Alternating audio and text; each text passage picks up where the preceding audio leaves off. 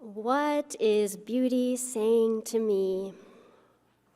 And what is the beauty of being a UU?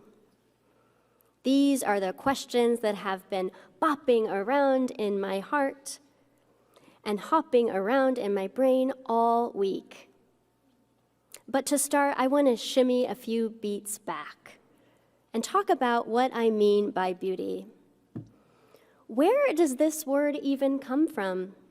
And why are we exploring its influence on our faith lives? The Greek word for beautiful is kelen, which is related to the word kalin, which includes the notion of a call. The notion of a call, which suggests that there is something invitational, maybe even gravitational, about beauty. For me, there is a way that beauty is always trying to speak to us, trying to draw us deeper into goodness or godliness, connecting us with our inherent divinity and dignity. And beauty is available all around us, beloveds. It offers us a life-giving tether in times of both celebration and also times of pain. Beauty can be so many things. It can be a work of art that surrounds us in this space today. It might be the smell of rain, the warmth of sun, a piece of beautiful music, a line in poetry, your best friend or pet. Maybe it's a smile someone gave you this morning, or perhaps the tears you may have shed. Beauty is not only something we can see, it is also something that we can hear. And the question we're exploring today is, are we listening? For me, beauty is one way the sacred has always been speaking, because it provokes me and convokes me into becoming. So this morning, I want to share with you all a love story.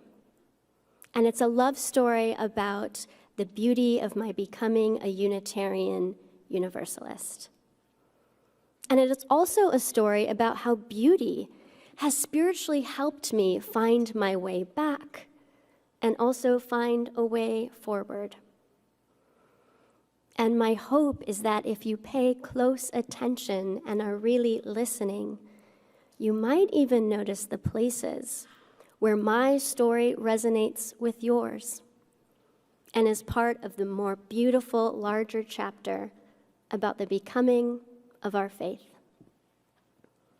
So, let us start where most love stories start, in the deep longing for love. My paternal family line comes from a Mexican immigrant background, and my maternal family roots stem all the way back to Ireland.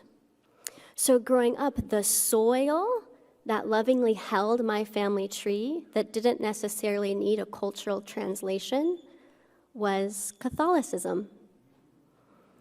And as a young little one, I loved going to Catholic Mass. At the Basilica in downtown Denver, I would see the incense, smell them, see the candles, and I loved kneeling in those pews. Because for me, Mass was full of these mysterious rituals and imagery of Mary that comforted me greatly. Growing up, my father would actually take us around the Denver metro area to visit other places of worship. And from a distance, whenever we would drive through, I was always fascinated by this 70-foot-tall golden dome sitting atop a Greek Orthodox cathedral. And one time, he took us inside, and I found myself just transfixed into stillness by its bright, beautiful iconography and painting inside. And at the Buddhist temple when we visited, that deep ringing of the bell, bringing community into shared silence for meditation, always mesmerized me. There are so many sights, smells, sounds, and textures to the sacred places my father had me visit. And it was there, in places of formal worship, where the beauty of becoming started to unfold for me. And that was the beauty of becoming a lifelong spiritual seeker. It was in those sacred places where I learned that when I approach the world with great reverence, beauty will decide to unfold itself as a slow and steady embrace. In places of worship, I first encountered that deep longing of love, that big ache of wanting to be a part of something larger than myself, but very unsure, uncertain, and skeptical of where to actually find it. So in my teenage and emerging adulthood years, I ventured far, far away from any formal places of religious significance. And I found much more meaning in a healthy level of rational skepticism that introduced me to the beauty of the mind and the beauty found in science and in nature. Hiking in the Rocky Mountains became my cathedral of choice, and I immersed myself in these progressive theologies of goodness that I could only find outside formal religious institutions' walls. But then, in my mid-20s, my interruption story happened. Before this great first unraveling, I lived life from the outside in. And life was about measuring up and being compulsively focused on, quote, moral perfection. But then a combination of calamities, of losing my closest loved ones to painful addictions, catapulted me into this unfamiliar territory where the masks and roles of who I thought I was and who I was supposed to be demanded very serious reflection. I was chronically confused, stuck, enraged, and in deep, deep pain, and very, very afraid. It was during this time that grief became my most spiritually trustworthy practice. And eventually, slowly, very, very slowly, that breaking down became my breaking open. My interruption story became one of invitation. And it had me asking these big, deep spiritual questions that were lingering in my broken, open life. It was during this time that I first discovered that when beauty is hidden, sometimes we may be called to go looking for it, to reveal it. And sometimes that happens when everything seems to be falling apart. And then I fell in love. And that's when I was first healed in beauty, to fall in love. In expressing my desire to find a community of faith that could respect my fluid religious multiplicity and mysticism, a friend said, hey, go check out those UUs.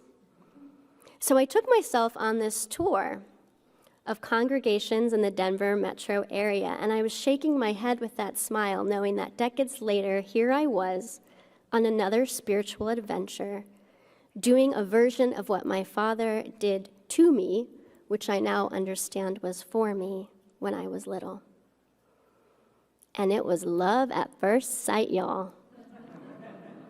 I heard Unitarian Universalism's words of radical welcome, and for the first time, I saw a woman preaching at the pulpit. The beauty in that faith space, in UU faith spaces, it wasn't coming from the shiny golden ornaments that decorated its sanctuary. Instead, it was the people like you, a people of beauty that was holding love as its doctrine, and it felt like home. Right away, I became very enthusiastically, overly involved in my church, and I love progressive, idealistic, liberal religion. During this time, UUism was like this delightfully scented salve, saying, let me nourish you. Let me restore you. Falling in love with our faith was this embodied experience of being healed by beauty, the beauty of people.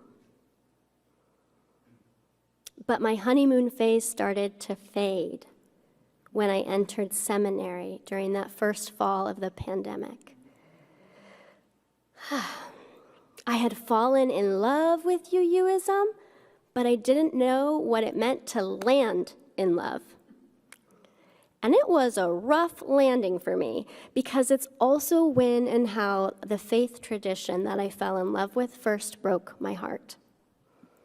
You see, I fell in love with UUs and UUism because of its trajectory of do-getter optimism.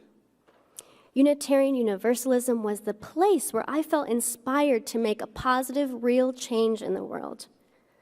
But faithful justice work, well, it requires more than just a liberal theology.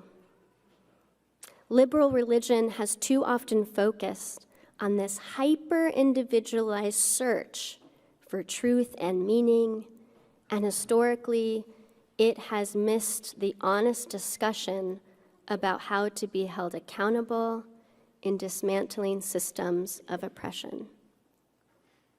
And as a people of faith in our past, we have fallen short in aligning with our values.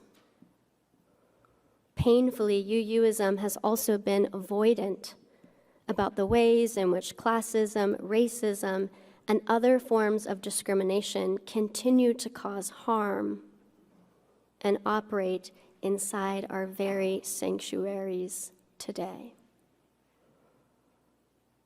UUism was a place where one could compare religious wounds, but not necessarily heal from them. And it was not a place that kept its theology up to date in resourcing our communities in how to repair the wounds that we inflict on one another, because we are human. And it was not a place for me that had this deep well of theological grounding that would mobilize me into collective liberation and justice work.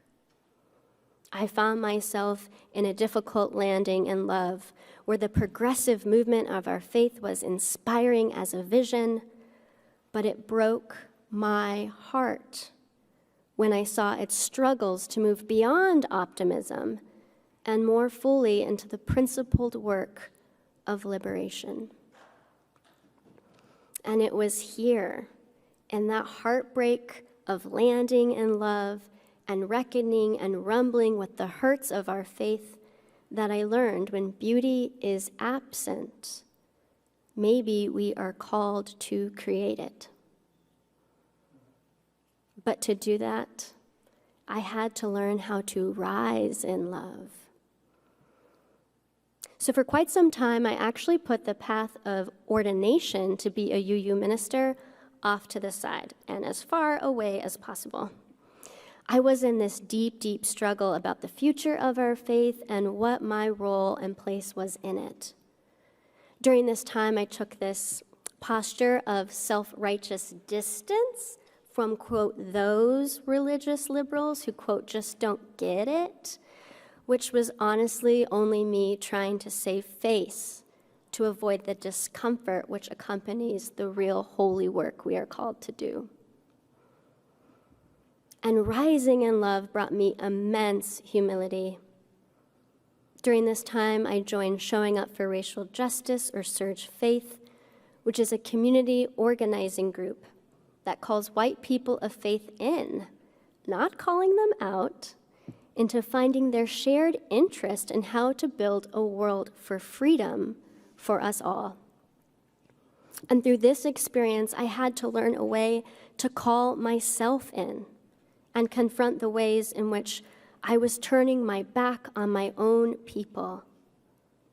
And I had to unlearn the habit of holding myself apart, or better, as a defensive reaction from engaging in the real economic and racial justice issues of our time. Surge faith theologically and emotionally resource me to not turn away from, but instead towards UU community. So here I am. Here I am turning myself back towards all of you, beloveds. And I'm stretching myself about what it means to take an active part in turning our faith movement to growing us spiritually, in moving us beyond a feel-good, individualistic, liberal religion and into becoming a more truth-telling, collective, liberatory one. Rising in love with our faith taught me that when beauty appears ruined, we can restore it. And I know deep with every fiber of my being that I cannot restore it alone. After this rising in love is where I am here and now, in the present. And I believe that after the rising in love, we are called to do something creative and new, to multiply in love. Because the beauty of becoming is collective. No one can do the courageous, creative act of co-building a more just, more loving, more liberating world alone. We need one another. And the energy of action happening, the giving and receiving of gifts and grace in this congregation is very contagious. And it's also breathtakingly beautiful and has me falling in love with UUism all over again. So this week, I have a challenge for you. Pay attention to the way beauty is calling your name. Listen to where beauty wants to nurture and nourish your own becoming. And listen to the ways it is weaving your becoming into the collective story of our faith. Is beauty luring you into a deep longing? Perhaps it is daring you to risk falling in love. Maybe beauty is pulling at you to staying open to finding a way to land in love in this gathered community. Or maybe beauty is whispering to you to soften into heartbreak, finding out how to rise in love. Beloveds, wherever and however beauty is speaking to you and speaking to your faith life, may you know that together we multiply love. For beauty may not always be something that we will encounter, but it is always something we can become. Blessed be, and amen.